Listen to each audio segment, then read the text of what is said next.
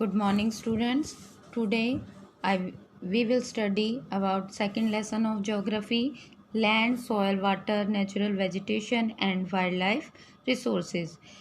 ये सभी क्या है बेटा, हमारे नेचुरल रिसोर्सेज हैं. मैंने फर्स्ट लेसन में भी आपको बताया था natural resources, human made resources. तो ये जो land, soil, water, natural vegetation and wild life resources हैं, ये क्या है, हमारे नेचुरल रिसोर्सेज हैं.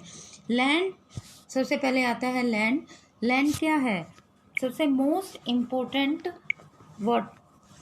नेचुरल रिसोर्स आता है कि लैंड क्या है, इम्पोर्टेंट नेचुरल रिसोर्स है. क्यों इम्पोर्टेंट है? क्योंकि हम लैंड पर रहते हैं, लैंड पर ही हमारी सारी एक्टिविटी होती हैं. Land is among the most important natural resources. It covers only about 30% of a total area of the earth's surface and all parts of this small percentage are not habitable. इसमें बताया गया है कि हमारे जो अर्थ का टोटल परसेंटेज है, 100% जो टोटल एरिया है, उसका 30% ही हमारा लैंड है. बाकी 70% क्या है, बाकी 70% पर वाटर है.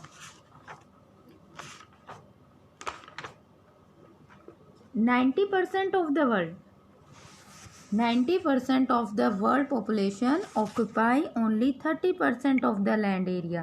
आपको पता है ना, जो वर्ल्ड की 90% पॉपुलेशन है वो हमारे वर्ल्ड के कितने परसेंट एरिया में, ओनली जो लैंड का जो 100% है ना, उसके 30% एरिया पर ही रहती है. कितनी, 90% पॉपुलेशन. और जो बच गई 70% एरिया, उस पर सिर्फ 10% पॉपुलेशन रहती है, या वो एरिया क्या है, अनहैबिटेटेड है. अनहैबिटेटेड यानी कि वहाँ वो रहने योग्य नहीं है. बहुत ज़्यादा गहरे वन हैं या ऊंची पहाड़ियाँ हैं, ऐसे या समुद्र जो भी है, यानी कि ऐसा एरिया, लैंड एरिया जहाँ पर मतलब रहना पॉसिबल ना हो. और जो हमारी पॉपुलेशन है उसका अनइवन डिस्ट्रीब्यूशन किसकी वजह से, उसका जो अनइवन डिस्ट्रीब्यूशन है वो किसकी वजह से इफेक्ट करता होता है, लैंड पैटर्न की वजह से. कि जो मेन उसका जो कैरेक्टरिस्टिक्स है लैंड एंड क्लाइमेट की, वो हमारी पॉपुलेशन डिस्ट्रीब्यूशन को अफेक्ट करती हैं. The rugged topography, steep slopes of the mountains, low laying areas, ये सब क्या है कि जो रग्ड टोपोग्राफी है, मान लो बहुत ही उबड़ खाबड़ धरातल है, यानी कि एकदम से बहुत खड़ी ढलान है, या बहुत ही ऊंची पहाड़ी है, या ऐसे, या बहुत ज़्यादा गहरे वन है, वहाँ पर रहना क्या है, मुश्किल होता है. या वहाँ की क्लाइमेट क्या है, बहुत ही एक्सट्रीमली हॉट या एक्सट्रीमली कोल्ड है, तो वो भी हैबिटेटेड नहीं होते हैं एरिया. नेक्स्ट हमारा आ जाता है इसमें लैंड यूज़, यानी कि जो हमारा नेचुरल रिसोर्सेज है लैंड, उसका यूज़ हम कैसे कैसे करते हैं, या कितने परसेंट एरिया पर किस तरह की एक्टिविटी में हम लैंड को यूज़ करते हैं.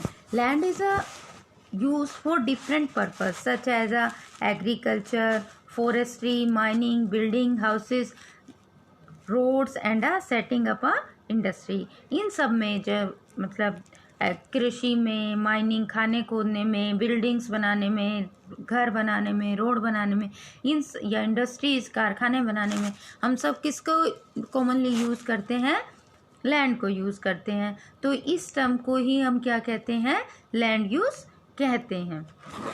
Land can also be classify on the basic ownership as a private land and a community land. Land को भी मेनली 2 पार्ट्स में बेसिकली क्लासिफाई किया गया है. क्या है, private land and a community land. Private यानी कि जो हमारा पर्सनल होता है, यानी कि जिस पर जो हमारी पर्सनल प्रॉपर्टी है. और कम्युनिटी लैंड क्या होता है, जो एक समुदाय का या सभी का होता है, जैसे जो पार्क हैं, या जो हमारे वाइल्ड लाइफ रीजन्स हैं, या ऐसा जो एरिया जिसे हम कहते हैं ना गवर्नमेंट का है, वो क्या है, कम्युनिटी का है. यानी कि पूरी किसी पर्सनली किसी का नहीं है, वो एक कॉमन प्रॉपर्टी है. फिर नेक्स्ट हमारा इसमें आ जाता है जो इम्पोर्टेंट थिंग्स है वो है conservation of our land resources, कि हम लैंड का बहुत ही ज़्यादा यूज़ करते हैं, हर तरह की एक्टिविटीज़ लैंड पर ही पॉसिबल है। तो नेक्स्ट इसमें आ जाता है conservation of our land resources, क्योंकि जब हम एक रिसोर्स को बहुत ही ज़्यादा यूज़ करते हैं तो क्या होता है, मेनली उसका डिग्रेडेशन शुरू हो जाता है, यानी कि डिस्ट्रक्शन शुरू हो जाता है, उसका निम्नीकरण शुरू हो जाता है, इसे हम डेप्लेशन भी बोलते हैं। Growing population and their ever growing demand has led to a large scale destruction of a forest cover and a arable land, has created a fear of a losing its natural resources। जो हमारी population है उसकी जो demands दिन पर दिन बढ़ती जा रही हैं, तो उससे क्या हो रहा है, लार्ज स्केल पर डिस्ट्रक्शन हो रहा है। फॉरेस्ट कवर जो एरिया था वहाँ पर भी अदर एक्टिविटीज़, ह्यूमन एक्टिविटीज़ होने लगी हैं, या वो वहाँ पर बिल्डिंग्स बन गई हैं या इंडस्ट्रीज़ लगा दी गई हैं, तो जो नेचुरल रिसोर्सेज थे उनका डिस्ट्रक्शन हो रहा है।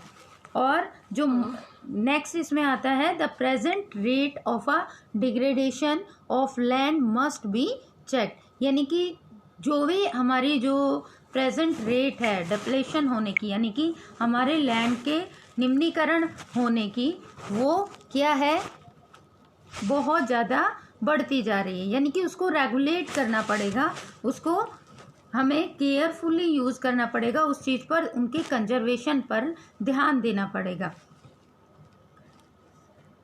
जो over use of chemical pesticides and fertilizers, ये क्या है, ओवर ग्रेजिंग, ये सारे फैक्टर्स हैं जो लैंड डिग्रेडेशन के कारण बनते हैं।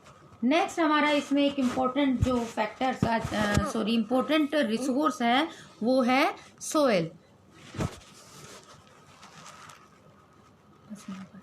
Soil, the thin layer of a granny, what is soil? Soil है क्या? The thin layer of a granny substance covering the surface of the earth is called soil.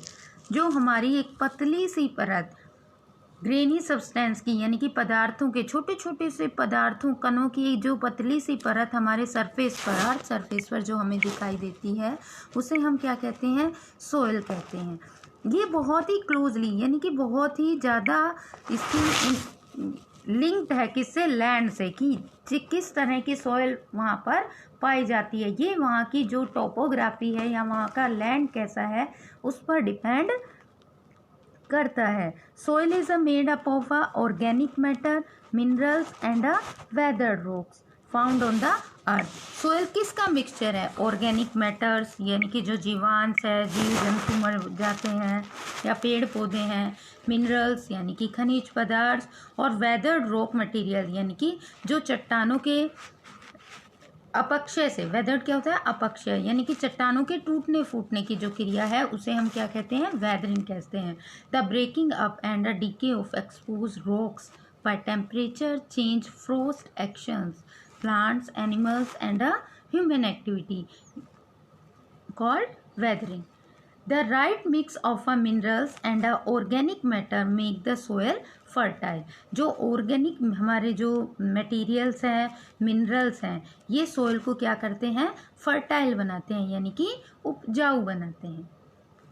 जब सोइल प्रोफाइल का हम इसमें ये देखेंगे कि सोइल प्रोफाइल यानी कि सोइल का स्ट्रक्चर क्या है, वो कैसे किस उसमें मिलती है, तो सबसे पहले क्या है, नीचे हमें क्या मिलती है, पेरेंट रॉक, यानी कि मुख्य चट्टान कौन सी है। फिर उसके ऊपर जो हमारी लेयर आती है वो होती है वेदर्ड रॉक मटेरियल, यानी कि उस चट्टान के टूटने फूटने से, अपक्षय यानी कि वेदरिंग से जो मटेरियल्स टूट जाते हैं, सब्सटेंस बन जाते हैं, वो वाली लेयर।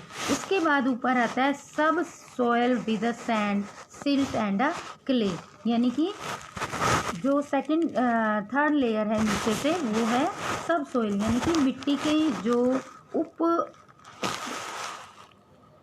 मिट्टी की जो उप वो होती है, यानी कि सब सोयल विद अ सैंड, यानी कि जो बालू रेत है उसमें सिल्ट है, कंकड़ पत्थर है, क्ले है, चिकनी मिट्टी है, वो सारी चीज़ें उसमें सम्मिलित होती हैं। और सबसे ऊपर वाली होती है टॉप सॉइल लेयर, यानी कि उसमें क्या होता है, मिनरल्स भी होते हैं। ह्यूमस, ह्यूमस क्या होता है, जो हमारे जीव जंतु पेड़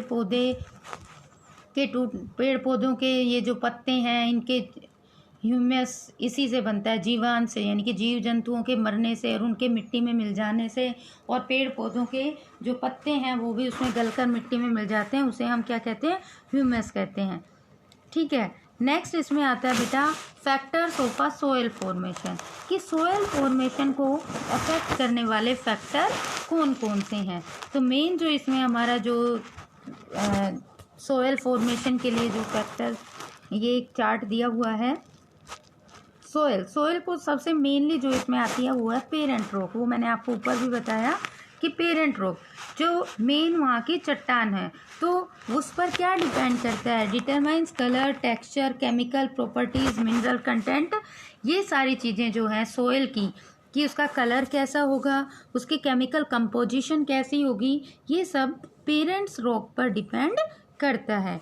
नेक्स्ट इसमें आता है रिलीफ, यानी कि वहाँ का उच्चावच कैसा है, वहाँ की टोपोग्राफी कैसी है, ढलान वाला एरिया है, प्लेन्स हैं या प्लेट्यू है, या किस तरह का वहाँ पर उच्चावच पाया जाता है, यानी कि एल्टीट्यूड, यानी कि रिलीफ वहाँ का जो मेन जो टोपोग्राफ वो है वो किस तरह की पाई जाती है। नेक्स्ट इसमें आ जाता है flora, fauna and micro organism. नहीं, नेक्स्ट इस पे आता है, पहले हम ये करेंगे climate mainly temperature, rainfall, influence rate the weathering and humus. जैसी भी वहाँ पर क्लाइमेट होगी तो टेम्परेचर, अगर बहुत ही हॉट क्लाइमेट है टेम्परेचर ज़्यादा होगा, और जो वेदरिंग का जो रेट है वो भी ज़्यादा होगी।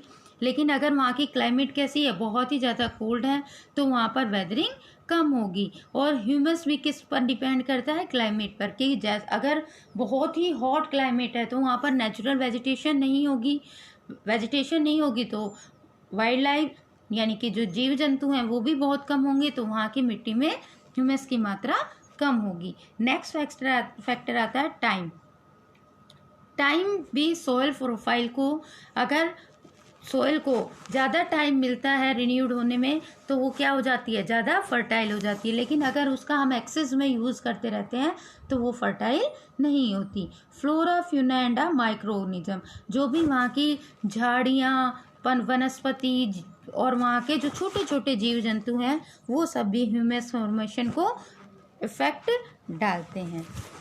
तो आज की इस वीडियो में इतना ही। नेक्स्ट जो रिमेन चैप्टर है वो हम कल करेंगे। ओके।